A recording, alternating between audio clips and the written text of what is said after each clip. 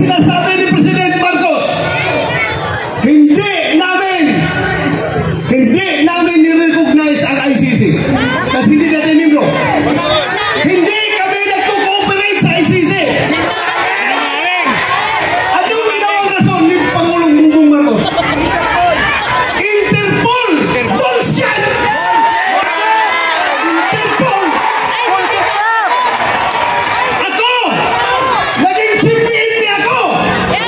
Alam ko ano ang papel ng Interpol sa mundo! Huwag niyo akong lukuhin! Commitment sa Interpol! Bullshit! Interpol!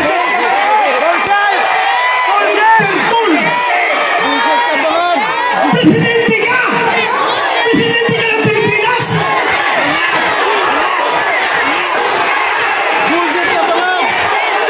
Presidente ka ng Pilipinas!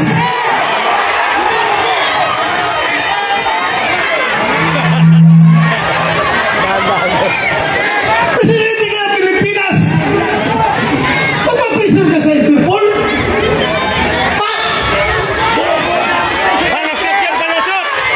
Pero ano malabas? Labas mo yan, Senator! Mas gigil na gigil, mas atat sila kaysa Interpol, kaysa ICC. Atat sila na ibiyahe si Pangulong Duterte. Bakit? Di ba katungkulan na ating gobyerno ayon sa ating konstitusyon to protect, to serve and protect the Filipino people? Siniservisyohan niya yung mga dayuhan, hindi ang Filipino people. Kasi ang Filipino people, yun ang pinadala niya doon sa dahig. Alam niyo, habang kinakarga sa aeroplano, nag-struggle sila doon. Wala na kayong magawa dahil nagdoon ako sa Davao. Kinukoordinate ko yung ating mga yung petisyon na ginagawa natin na hindi nakahabol.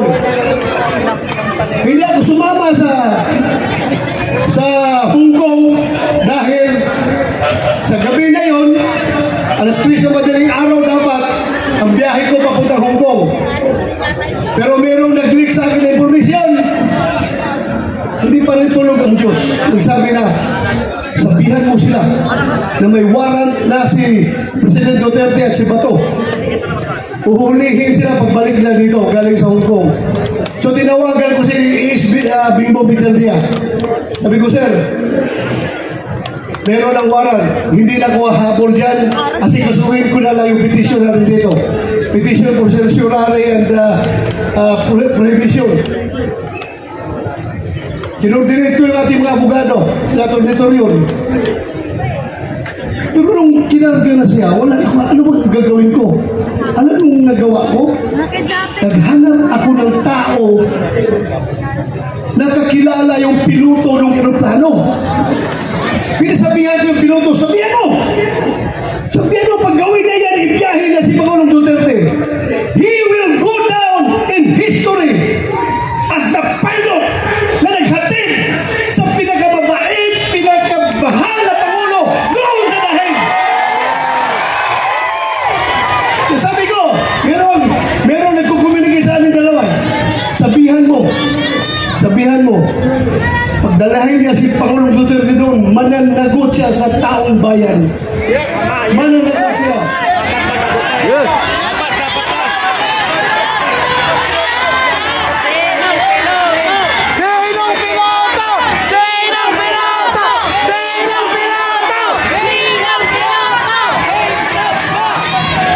Alam niyo, nakakasama ng loob ko. Alam mo yung isang barangay kapitan?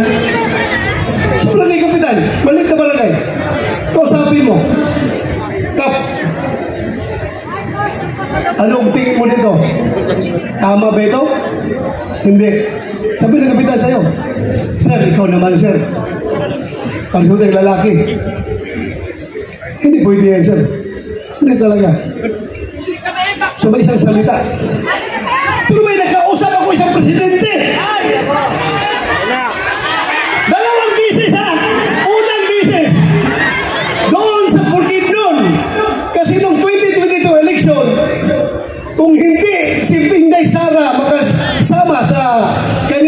personally, kasi mayroong ibang commitment. Ako ang nagpo-proxy kay Inday Sara. Kasama kami na sa stage. Siya ang kandidato ng presidente. Ako ang nag-represent kay Inday Sara. Nag-uusap kami. Gusto mo doon.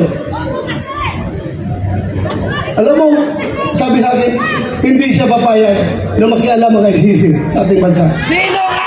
Hindi pa siya presidente noon. Hindi ba presidente? Pangalawang bisis, presidente na siya. Doon sa Malacanang, inibitahan niya kami.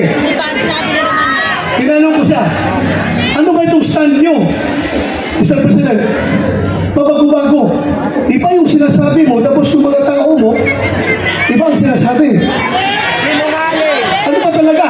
Kaputin, lalaki sa lalaki, sir. Sabi ko, lalaki sa lalaki, sir. Rangkahin mo ako. Para I know what to do. Please, rangkahin mo ako. Sabi niya sa akin, alam mo ba to? Udas yan! Kahit gabuhok mo, kahit wala kang buhok, ha? Kahit gabuhok mo or buhok ni Presidente Duterte, hindi mahawakan ng ICC. Hindi ako mapayag na papasok ang ICC dito. Yes! Alam mo, dagdag niya. Kasi, kung papayagan ko yan, alam nyo, kung papayagan ko yan, after ninyo, mga Duterte, ikaw, after sa investigasyon ninyo, baka kami na naman ang isusunod ng ICC. So, naniwala ako. Tapos nila sila naman ipadala. Pero bakit ngayon, nung nagkahiwalay ang unity, bakit biglang nagbago? Biglang nagbago. Halata na itong lahat, ang ugat nitong lahat, ay kasakiman sa poder ng gobyerno. Ayaw nila na papalit si Vice President Inday Sara sa 2028 para maging presidente. Sinimulan nila yan sa People's Initiative. Doon nagsimula. Nagka-litsi-litsi ng Pilipinas. Ngayon, anong nangyari? Saan pupunta ang Pilipinas ito? Wala. Very much divided. Mabuti sana kung ang division ay 50-50. Ako, hindi ako statistician, pero alam ko, ang division ay nasa 80-20. 80 tayo, 20 lang sila. Pero, yung 20 na yan, sila may hawak ng poder ng gobyerno. Kaya tayong 80, kaya tayong majority, tahimik lang ang mga tao dahil nagtitimpi lang ang mga tao. Nagtitimpi lang.